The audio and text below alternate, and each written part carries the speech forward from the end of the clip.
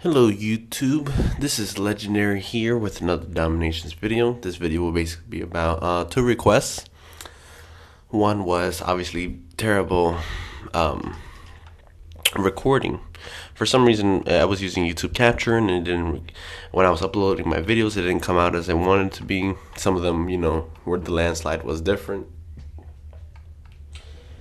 So, changed that and hopefully it's now better.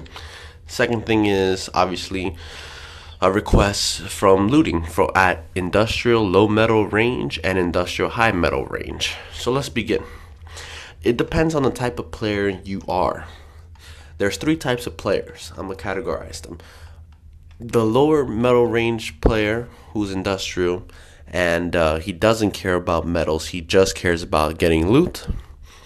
There's the ones that are already in the high metal range and they care about loot and metals, and then there's the one climbing up the ranks who cares about loot, who cares about metals, but they're not exactly in the big leagues yet to get the best battle bonus. So there's tricks and tips in all of them. Okay, so let's start with the easiest. High metal range players from Empire 3 and above. As you can see, the battle bonus 110,000 food and gold. So that's obviously very good. As you can see from all my attacks, 171,000 food, 122,000 food, 44,000 gold, 36,000 food. Not too much here, but I got it for the diamond. So I always make my attacks meaningful and they're worth tons of loot, as you can see. And the battle bonus adds even more. So as you guys can see, that's an effective tactic right here. This is my army mix-up.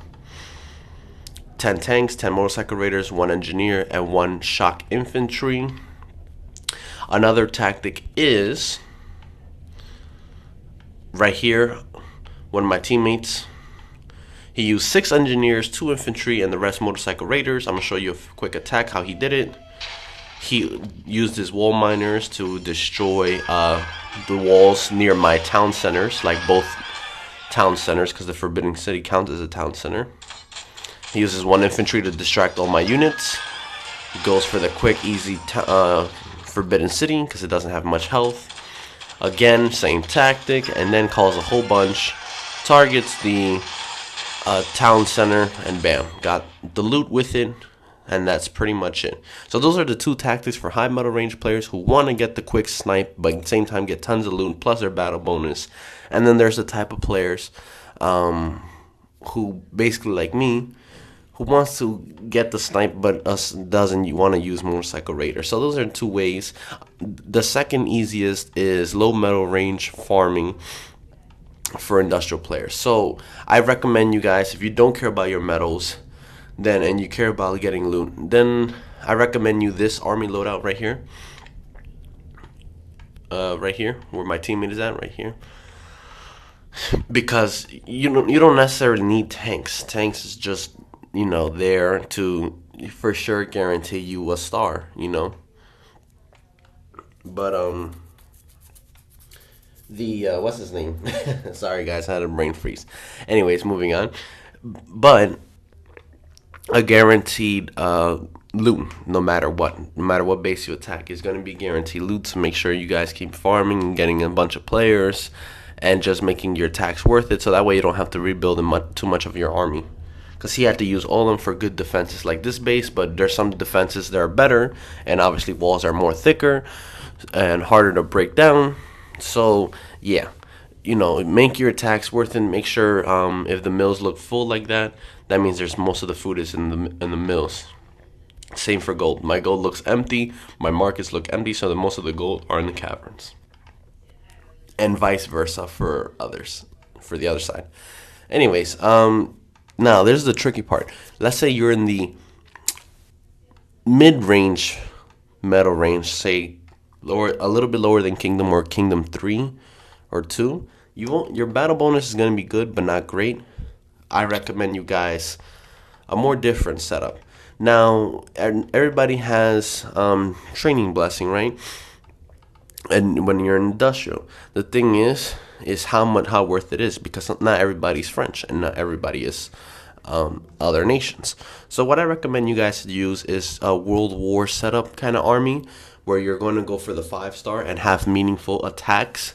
This also applies to low metal range industrial players as well, because even though you're not specifically going for the medals, but you're going for the loot, that's what counts.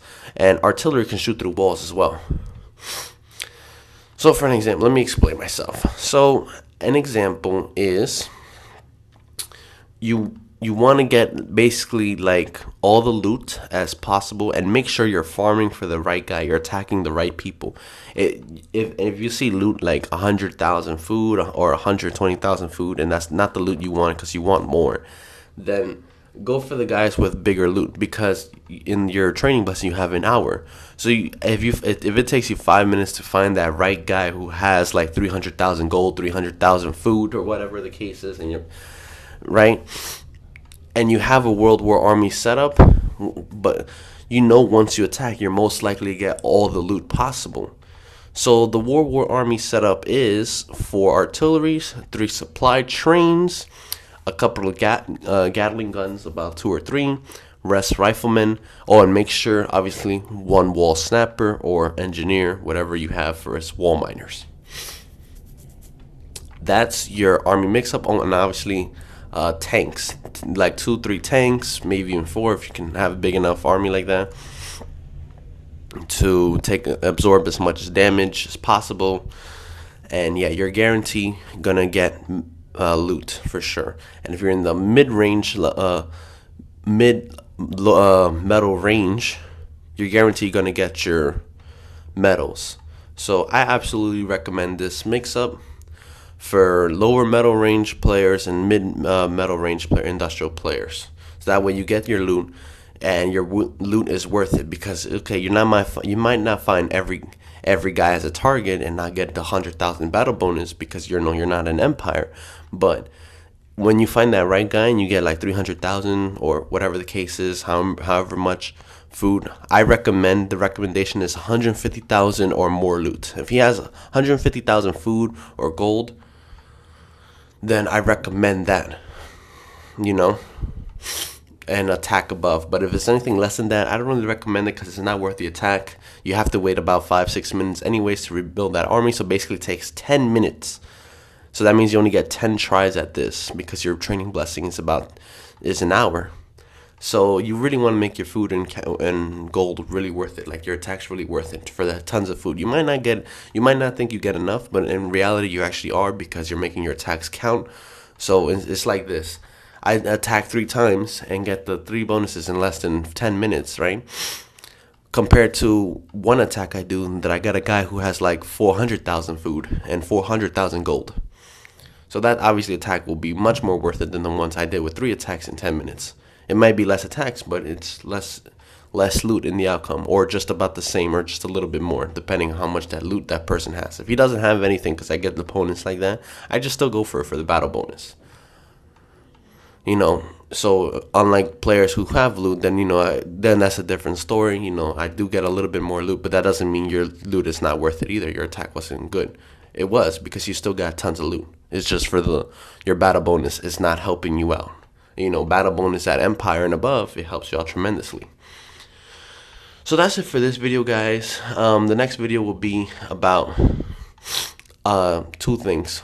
One, how to strategize your World War attacks, and then obviously everybody wants to hear free crowns, and I have a way to get you free crowns, because this is not really a glitch or anything. It's just a tactic, and I will gladly, and hackers actually help you out. So till then, guys, let me know in the comments below what you want to hear, what you want to see, and yeah, that's pretty much it. Alright, guys, till next time, peace.